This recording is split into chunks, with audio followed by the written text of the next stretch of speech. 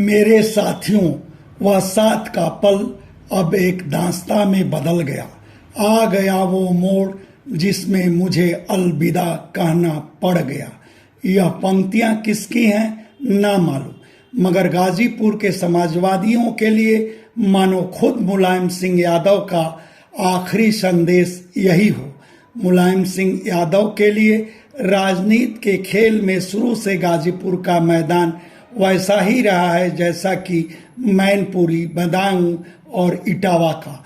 खुद मुलायम सिंह यादव जब भी गाजीपुर आए, लगभग हर बार वह गाजीपुर से आत्मीय लगाव की बात दोहराए। निसंदेह गाजीपुर के लोग भी खुद को मुलायम सिंह यादव के अति करीब मानते थे। विपरीत राजनीतिक हवा में भी गाजीपुर के लोग मुलायम सिंह यादव की धारा में बहते थे, और अब जबकि खुद मुलायम सिंह यादव इस दुनिया को ही अलविदा कर गए हैं, तो गाजीपुर के लोगों में, खासकर उन लोगों में जिनका कभी मुलायम सिंह यादव से सियासी वास्ता रहा है, उनके जेहन में अपने नेताजी के संग के संस्मरण याद आने लगे हैं। आजकल समाचार ने उन्हीं चुनिंदे समाजवादियों से उनके संस्मरणों को सहेजने की कोशिश की, तो जैसे उनके संस्मरणों की झड़ियां लग गई।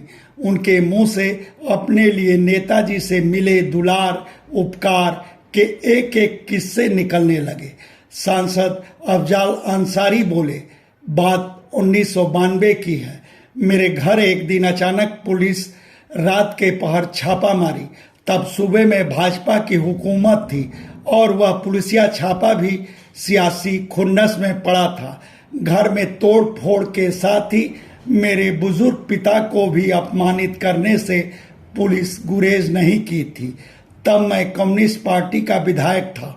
बावजूद नेताजी मेरे उस गाढ़े वक्त में खुलकर मेरे पक्ष में खड़े हो गए थे।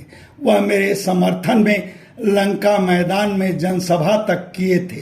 फिर नेताजी मुख्यमंत्री बने तो पूरे मामले की न्यायिक जांच हुई और दोषी पुलिसकर्मियों के विरुद्ध मोहम्मदाबाद कोतवाली में आपराधिक मामला दर्ज हुआ और पुलिस छापामारी में हुए नुकसान का हर्जाना भी मुझे मिला।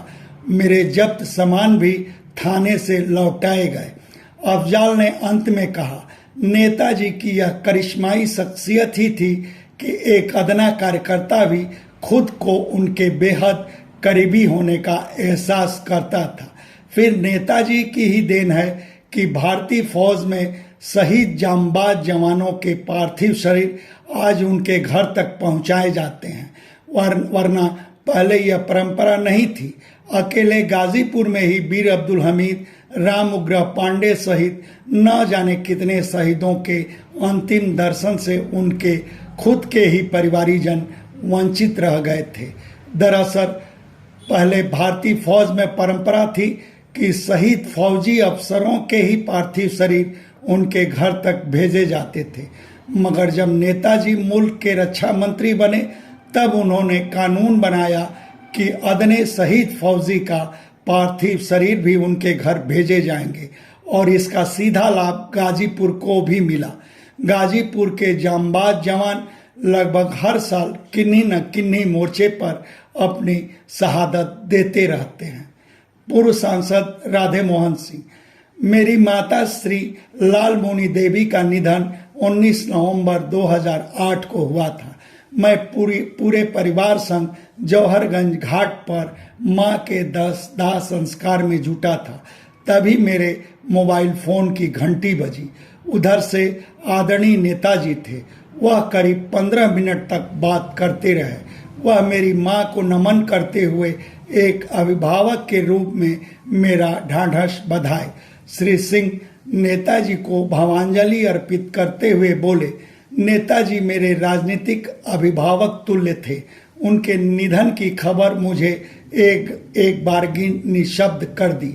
ईश्वर से यही प्रार्थना करता हूं कि वह नेताजी को अपने श्री चरणों में स्थान दें और उनके परिवार को यह दुख की घड़ी को बर्दाश्त करने की ताकत दे। पूर्व एमएलसी बच्चा यादव। बात मेरे एमएलसी बनने से पहले की है। मैं जिला सहकारी बैंक का मुलाजिम था। मेरे सहकर्मियों ने चुनौती भरे अंदाज में कहा कि अगर आप इतने ही मुलायम सिंह यादव के समर्थक हैं तो उन्हें किसी दिन बैंक मुख्यालय में बुलाकर दिखाएं। मैं सहकर्मियों की इस चुनौती को कबूल कर नेताजी से मिला। नेताजी उसके लिए सहर्ष तैयार हो गए। संजोग से बैंक के तत्कालीन चेयरमैन गैर दल से जुड़े थे। वह नेताजी के आने पर बैंक का मुख्य गेट बंद करवा दिए। तब नेताजी बैंक गेट के सामने चाय की दुकान पर ही बैठकर चाय पिए थे। इसी तरह एक बार मैं अपने पैतृक गांव सिकंदरा आने का आग्रह किया और सचमुच एक दिन नेताजी मेरे गांव पहुंच गए थे। इतना ही नहीं, नेताजी वचन के भी पक्के थे। एक बार मुझसे कहे कि पार्टी के लिए खूब मेहनत करो, मैं तुम्हें टिकट दूंगा, और सचमुच एमएलसी के चुनाव में मुझे लड़ने का मौका दिए। अंत में बच्चा यादव ने कहा कि नेताजी का निधन समाजवादियों के लिए अपूरणीय क्षति है। मुन्नन यादव, बात 90 के दशक की है। रामकोला में निहत्थे किसानों पर पुलिस की गोलियां दगी थी। नेताजी किसानों के समर्थन में रामकोला के लिए चल पड़े थे, मगर बीच राह उन्हें गिरफ्तार कर वाराणसी की जेल में कैद कर दिया गया। तब मैं पार्टी की युवा इकाई का जिलाध्यक्ष था। मैं जेल में नेताजी से मिलने पहुंचा। नेताजी मुझे देखते ही कहे, गाजीपुर लौटो और वहां रामकोला के शहीद किसानों के समर्थन में गाजीपुर बंद कराओ। मैं कहा कि नेताजी, कल गाजीपुर बाजार की साप्ताहिक बंदी रहेगी, उसके बाद गाजीपुर बंद कराऊंगा।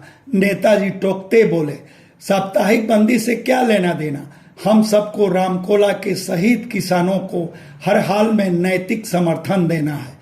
मैं लौटकर गाजीपुर आया। गाजीपुर बंद कराने की कोशिश में हम सब पुलिस की लाठियों से जख्मी हुए। अंत में मुन्नन कहे, नेताजी का निधन प्रदेश की सबसे बड़ी दुखद राजनीतिक घटना है। सपा के निवर्तमान प्रदेश सचिव राजेश कुशवाहा, बात तब की है जब मैं किशोरावस्था में था। मेरे पिताश्री पूर्व सांसद जगदीश कुशवाहा ने परिवार के धर्म कांटे के उद्घाटन के लिए नेताजी को आमंत्रित किया था। उस मौके पर पिताश्री ने स्वागत भाषण की जिम्मेदारी मुझे दी थी। मेरी पीठ थपथपाते हुए नेताजी मेरे पिताश्री से कहे कि इस बच्चे को समाज सेवा में लाओ, और आज मैं नेताजी के कहने पर ही समाज सेवा में हूँ। एक बार की बात है, तब मैं समाजवादी छात्र सभा का प्रदेश सचिव था और नेताजी मुख्यमंत्री। छात्र सभा के कार्यक्रम में नेताजी आए और हर छात्र नेता की समस्याएं सुने और मौके पर ही उनकी समस्याओं का निराकरण किए। मुझे पहली बार एहसास हुआ कि नेताजी के दिल में छात्रों, नौजवानों के लिए कितनी बड़ी जगह है। खैर, गाजीपुर के अदने से लेकर बड़े कद के समाजवादियों के पास मुलायम सिंह यादव को लेकर अनेक संस्मरण हैं। 10 अक्टूबर की सुबह पूर्व मुख्यमंत्री अखिलेश यादव मुलायम सिंह यादव के निधन की सूचना ट्वीट पर दिए तो वाकई गाजीपुर में शोक की लहर छा गई। बल्कि उस शोक में कई घरों में चूल्हे तक नहीं जले। और अब 11 अक्टूबर को नेताजी के दाह संस्कार में भाग लेने गाजीपुर के बहुतेरे समर्थक, प्रशंसक सैफई के लिए रवाना हो चुके हैं। आजकल समाचार परिवार के ओर से भी नेताजी को सत सत नमन। धन्यवाद। आप सबसे आग्रह है कि हमारे चैनल को लाइक करें, शेयर करें, सब्सक्राइब करें, और फेसबुक यूजर हैं तो हमारे पेज को फॉलो करना न भूलें।